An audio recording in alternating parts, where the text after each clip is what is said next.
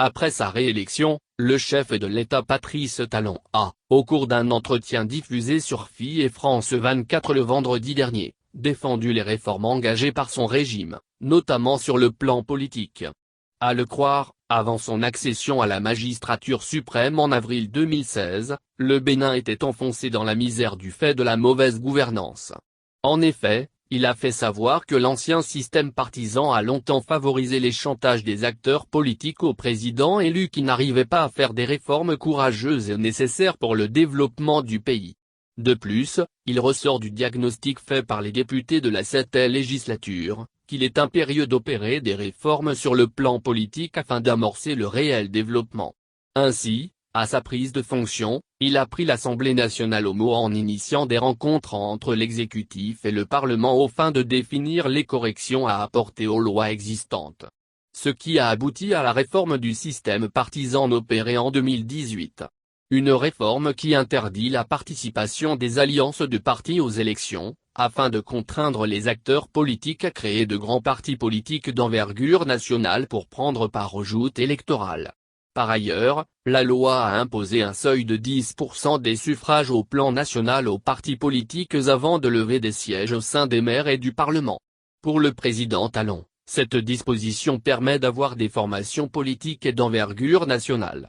De la contestation de la réforme du système partisan. Selon les explications du chef de l'État, la réforme du système partisan est aujourd'hui contestée par des acteurs politiques qui refusent de se soumettre à la loi qu'ils ont eux-mêmes votée avant son accession au pouvoir en 2016.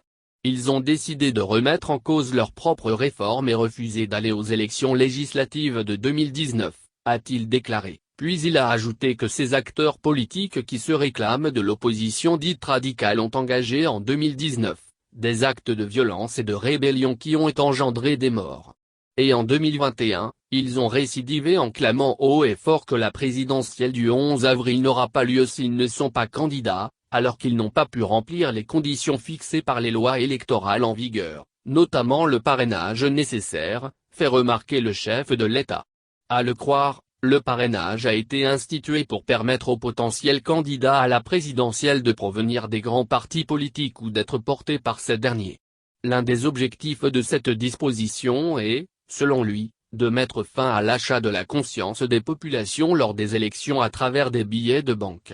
Mais contre toute attente, certains partis politiques comme les démocrates ont désigné des candidats qui ne sont pas conformes aux objectifs de la réforme du système partisan. Ce qui a obligé les maires et députés qui avaient affiché leur volonté de parrainer les candidats de l'opposition, à ne plus le faire. Pas de grâce présidentielle, ni de loi d'amnistie en 2021 si en 2019, le président Patrice Talon s'est impliqué pour que la loi d'amnistie proposée à l'issue du dialogue politique soit une réalité, il n'entend pas le faire en 2021. Je n'envisagerai pas de grâce, ni d'amnistie pour quelque chose qui devient récurrent. Le faire, c'est encourager l'impunité, a-t-il laissé entendre. Selon lui, les actes de violence perpétrés lors de la présidentielle de 2021 sont du terrorisme, car ils relèvent des gens qui veulent imposer une cause politique par l'instauration d'un climat de psychose dans le pays.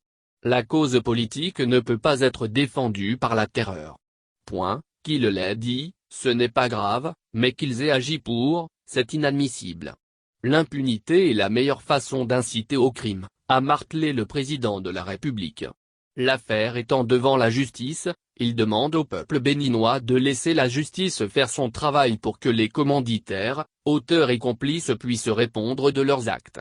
Cependant, il garde l'espoir que ça ne soit pas un grand nombre de ses compatriotes qui se seraient impliqués dans les violences électorales de 2021.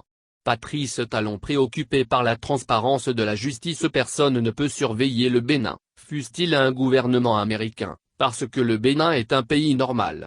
Ainsi s'est exprimé le président Patrice Talon appelé à donner son appréciation par rapport au communiqué des USA sur la situation au Bénin. Pour lui, c'est légitime de suivre un pays, puisque l'interpellation des hommes politiques a toujours soulevé des interrogations et inquiétudes dans tous les pays. Mais il a confié qu'il n'arrêtera pas sa lutte contre la corruption et l'impunité parce que la communauté internationale s'interroge. Le président Talon dit être lui aussi préoccupé par une justice transparente au Bénin. Patrice Talon défavorable à un troisième mandat. Le président Patrice Talon ne briguera pas un troisième mandat. Il l'a fait savoir au cours de l'entretien qu'il a accordé à RFI et France 24. Pour lui, la Constitution a déjà réglé ce problème en son article 42 qui stipule que nul ne peut exercer plus de 2 mandats dans sa vie. Cette phrase, quelqu'un l'a jamais mise dans une constitution ? Reconnaissez déjà les efforts du Bénin et l'importance d'une telle phrase qui règle les problèmes de compteur à 0, 3e, 4e et 5e mandat. Cette phrase restera ainsi. Personne ne changera cela, en tout cas pas à mon initiative, a déclaré Patrice Talon. Il a par ailleurs martelé qu'il va rendre le tablier à la fin de son 2e mandat en 2026, car à le croire, les Béninois tiennent beaucoup à la limitation des mandats. Et c'est pour cela que nous avons introduit cette phrase pour éviter une tentation de nouvelle constitution par peur que quelqu'un s'éternise au pouvoir, a-t-il conclu.